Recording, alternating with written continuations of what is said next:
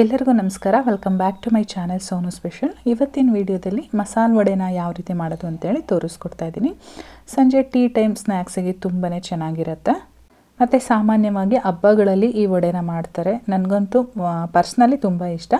ಬನ್ನಿ ಇವತ್ತು ಈ ವಡೆನ ಯಾವ ರೀತಿ ಮಾಡೋದು ಅಂತೇಳಿ ನೋಡ್ಕೊಳ್ಳೋಣ. ಮೊದಲನೇದಾಗಿ ನಾನಿಲ್ಲಿ ಮಸಾಲೆನ ಪ್ರಿಪೇರ್ ಮಾಡ್ಕೊಳ್ತಾ ಇದ್ದೀನಿ. ಒಂದು ಮಿಕ್ಸಿ ಜಾರಲ್ಲಿ ನಾನು ಒಂದು ಈರುಳ್ಳಿನ ದೊಡ್ಡದಾಗಿ ಕಟ್ ಮಾಡಿ ಸೇರಿಸ್ಕೊಂಡಿದ್ದೀನಿ. ಹಾಗೆ 2 ರಿಂದ 3 ಹಸಿಮೆಣಸಿನ್ಕಾಯಿನ ಹಾಕಿದ್ದೀನಿ. ನೀವು ಖಾರ ನೋಡಿ ಹಾಕೊಳ್ಳಿ. ಜೊತೆಗೆ 1 ಇಂಚಷ್ಟು ಶುಂಠಿನ ಈ ರೀತಿ ಕ್ರಷ್ ಮಾಡಿ ಸೇರಿಸ್ಕೊಳ್ತಾ ಇದ್ದೀನಿ.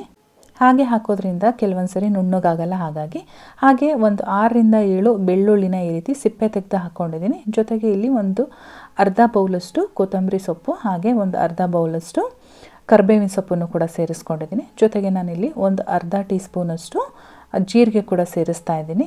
ಇದ್ರ ಜೊತೆಗೆ ಅರಿಶಿನ ಪುಡಿ ಒಂದು 1/4 ಟೀ ಸ್ಪೂನ್ ಆದರೆ ಸಾಕು. ಇದ್ರ ಜೊತೆಗೆ ರುಚಿಗೆ ತಕ್ಕಷ್ಟು ನಾನಿಲ್ಲಿ ಕಲ್ಲುಪ್ಪನ್ನ ಸೇರಿಸ್ಕೊಳ್ತಾ ಇದ್ದೀನಿ. ಕಲ್ಲುಪ್ಪೆ ಹಾಕಿ ಟೇಸ್ಟು ತುಂಬಾ ಚೆನ್ನಾಗಿ ಬರುತ್ತೆ.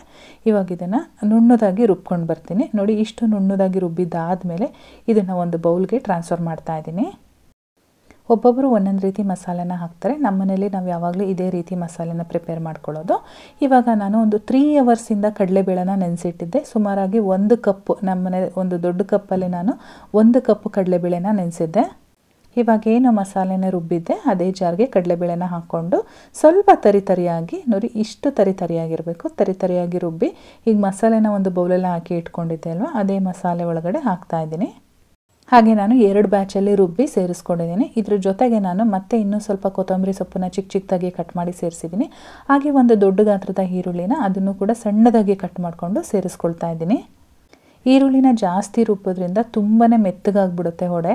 ಹಾಗಾಗಿ ಈ ರೀತಿ ಸ್ವಲ್ಪ ಮೇಲಿಂದ ಕಟ್ ಮಾಡಿ ಹಾಕಿದ್ರೆ ಕ್ರಿಸ್ಪಾಗಿ ಬರುತ್ತೆ. ಹಾಗಾಗಿ ನಾನು ಯಾವಾಗಲೂ ಕೂಡ ಈ ರೀತಿ ಮಾಡ್ತೀನಿ. ಮತ್ತು ಇವಾಗ ಮಸಾಲೆ ಏನು ಹಾಕಿದ್ದೀವಿ ಅದು ಈರುಳ್ಳಿ, ಕೊತ್ತಂಬರಿ ಸೊಪ್ಪು ಜೊತೆಗೆ ಕಡಲೆಬೇಳೆ ನಾವು ರುಬ್ಬಿ ಹಾಕ್ಕೊಂಡಿದ್ದೀವಲ್ವ, ಎಲ್ಲದೂ ಕೂಡ ನೀಟಾಗಿ ಮಿಕ್ಸ್ ಆಗಬೇಕು. ಆ ರೀತಿಯಾಗಿ ನಾವು ಮಿಕ್ಸ್ ಮಾಡ್ಕೊಳ್ಬೇಕಾಗತ್ತೆ. ಇವಾಗ ನೋಡಿ, ನಾನಿಲ್ಲಿ ಒಂದು ಹೋಳಿಗೆ ಪೇಪರ್ನ ತೊಗೊಂಡಿದ್ದೀನಿ, ಇದ್ರ ಮೇಲೆ ತಟ್ಟಿ ಹಾಕಲಿಕ್ಕೆ ಅಂತ ಹೇಳ್ಬಿಟ್ಟು. ಹಾಗೆ ಪಕ್ಕದಲ್ಲಿ ಎಣ್ಣೆ ಕೂಡ ಕಾಯ್ದಕ್ಕೆ ಇಟ್ಟಿದ್ದೀನಿ. ಆದರೆ ನನಗೆ ಹೋಳಿಗೆ ಪೇಪರು ಅಷ್ಟು ಕಂಫರ್ಟಬಲ್ ಅಂತ ಅನ್ನಿಸ್ಲಿಲ್ಲ. ಈ ಹೋಳಿಗೆ ಪೇಪರ್ ಬದಲಾಗಿ ನಾವೊಂದು ಕಾಟನ್ ಬಟ್ಟೆನ ತೊಗೊಂಡ್ರೆ, ಮಡಿಯಾಗಿರ್ತಕ್ಕಂಥ ಕಾಟನ್ ಬಟ್ಟೆನ ತೊಗೊಂಡ್ರೆ ತುಂಬಾ ಚೆನ್ನಾಗಿ ಬರುತ್ತೆ ಅಂತ ಅನ್ನಿಸ್ತು. ನಾನು ಫಸ್ಟ್ ಟೈಮ್ ಈ ಹೋಳಿಗೆ ಪೇಪರಿಂದ ಟ್ರೈ ಮಾಡಿದೆ. ಇವಾಗ ಒಂದು ಬ್ಯಾಚ್ ನಾನು ತಟ್ಟಿ ಹಾಗೆ ಎಣ್ಣೆ ಕಾಯ್ದಕ್ಕೆ ಇಟ್ಟಿದ್ನಲ್ವ, ಎಣ್ಣೆ ಕೂಡ ಚೆನ್ನಾಗಿ ಕಾಯ್ದಿದೆ. ಒಂದೊಂದೇ ವಡೆನ ಅದರೊಳಗಡೆ ಹಾಕ್ತಾ ಬರಬೇಕು. ಎಷ್ಟು ಜಾಗ ಇಡ್ಸುತ್ತೋ ಅಷ್ಟನ್ನು ಸೇರಿಸ್ಕೊಳ್ಳಿ. ಒಂದಕ್ಕೊಂದು ಏನು ಅಂಟ್ಕೊಳ್ಳೋದು ಆ ರೀತಿ ಎಲ್ಲ ಆಗೋದಿಲ್ಲ. ಇದು ಎಷ್ಟು ಸೇರ್ಸೋಕ್ಕಾಗುತ್ತೋ ಸೈಡಿಂದ ಅಷ್ಟು ಕೂಡ ಸೇರಿಸ್ಕೊಂಡು ಬೇಯಿಸ್ಕೊಳ್ಬೋದು. ವಡೆ ಬೇಯಿಸ್ಬೇಕಾದ್ರೆ ಐ ಫ್ಲೇಮಲ್ಲಿ ಇಟ್ಕೊಂಡೇ ಬೇಯಿಸ್ಕೊಳ್ಳಿ. ನಾರ್ಮಲಾಗಿ ನಾವು ಏನಾದ್ರೂ ಕರಿಬೇಕಾದ್ರೆ ಬೇಗ ಸೀದೋಗ್ಬಿಡುತ್ತೆ ಅಂತೇಳಿ ಮೀಡಿಯಮ್ ಫ್ಲೇಮು ಅಥವಾ ಲೋ ಫ್ಲೇಮಲ್ಲಿ ಇಟ್ಕೊಳ್ತೀವಿ. ಬಟ್ ವಡೆ ಬೇಯಿಸ್ಬೇಕಾದ್ರೆ ನಾವು ಯಾವಾಗಲೂ ಐ ಫ್ಲೇಮಲ್ಲಿ ಇಟ್ಕೊಂಡೇ ಬೇಯಿಸ್ಕೊಳ್ಬೇಕು. ಈ ರೀತಿ ಫ್ಲಿಪ್ ಮಾಡಿಕೊಂಡು ಬೇಯಿಸ್ತಾ ಇರಬೇಕು. ಪ್ರತಿ 2 ನಿಮಿಷಕ್ಕೊಮ್ಮೆ ಒಂದೊಂದನ್ನು ಫ್ಲಿಪ್ ಮಾಡ್ತಾ ಇರಬೇಕು.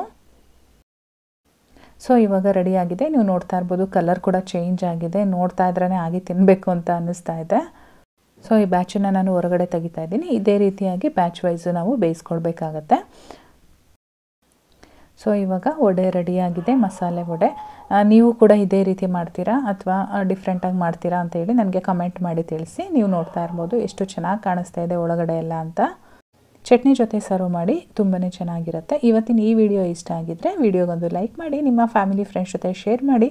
ಚಾನಲ್ಗೆ ಹೊಸದಾಗಿ ವಿಸಿಟ್ ಮಾಡಿದರೆ ಸಬ್ಸ್ಕ್ರೈಬ್ ಮಾಡ್ಕೊಳ್ಳಿ. ಮತ್ತು ಫೇಸ್ಬುಕ್ಕಲ್ಲಿ ನೋಡ್ತಾ ಇರೋರು ಫಾಲೋ ಮಾಡಿ. Thank you.